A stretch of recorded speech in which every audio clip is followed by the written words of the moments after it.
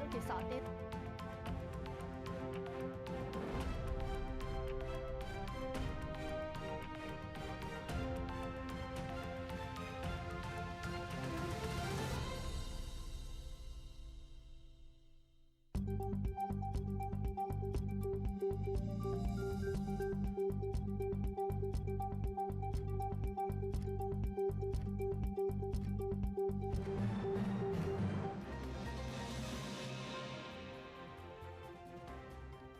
محمود خان اچکزئی قومی اسمبلی میں opposition leader مقرر۔ اسپیکر قومی اسمبلی نے محمود اچکزئی کو اپوزیشن لیڈر کی تقرری کی سمری پر دستخط کر دیے۔ اسپیکر ایاز صادق نے اپوزیشن لیڈر کا نوٹیفیکیشن جاری کر دیا۔ محمود اچکزئی کو اپوزیشن لیڈر بنانے پر پی ٹی آئی کا خیر مقدم شہرام ترکی نے اسپیکر کے اعلان کو خوش آمدید قرار دے دیا۔ کہا اسپیکر قومی اسمبلی کے اقدام سے سیاسی گٹھن میں کمی آئی ہے، مذاکرات ضرور ہونے چاہیے۔ پاکستان اسٹاک ایکسچینج کی کاروباری ہفتے کے آخری روز لمبی چھلانگ دوران کاروبار اسٹاک مارکیٹ 3 نفسیاتی حدیں عبور کر گئی۔ 100 انڈیکس میں 3000 سے زائد پوائنٹس کا اضافہ، انڈیکس 1,84,600 سے زائد پوائنٹس پر ٹریڈ کرتے دیکھا گیا۔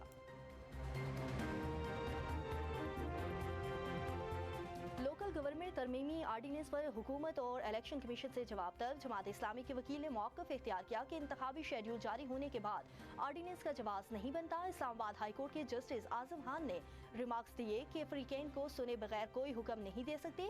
سماعت 27 جنوری تک ملتوی۔ 9 مئی کو جلاؤ گراؤ کے 3 مقدمات میں شاہ محمود کی ضمانت میں 13 فروری تک توسیع۔ لاہور کی انسداد دہشت گردی عدالت نے آئندہ سماعت پر مقدمات کا ریکارڈ اور وکلا سے دلائل طلب کر لیے۔ آسٹریلیا میں پابندی کے بعد 16 سال سے کم عمر 47 لاکھ نوجوانوں کے سوشل میڈیا اکاؤنٹس بند کر دیے گئے۔ پابندی پر عمل نہ کرنے والے سوشل میڈیا کمپنیوں میں $33 لاکھ تک جرمانہ عائد۔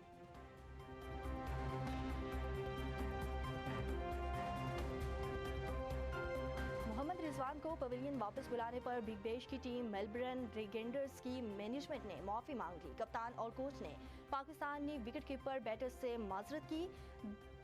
ول سدرلینڈ نے کہا کہ میں سنسنی خیز مراحل میں تھا، ایسے رویے میں شرمندہ ہوں، آپ اچھے کھلاڑی ہیں اور لوگ آپ کو پسند کرتے ہیں۔ رضوان نے مینجمنٹ سے ناراضگی کا اظہار کیا تھا۔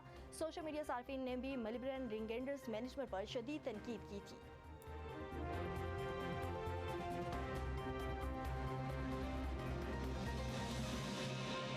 السلام علیکم، آپ دیکھ رہے ہیں ایم نیوز اور میں ہوں علی شہبازی۔ نیوز اسٹوڈیو سے فی الوقت کے لیے اتنا ہی۔ مزید نیوز اور اپڈیٹس کے لیے دیکھتے رہیے ایم نیوز۔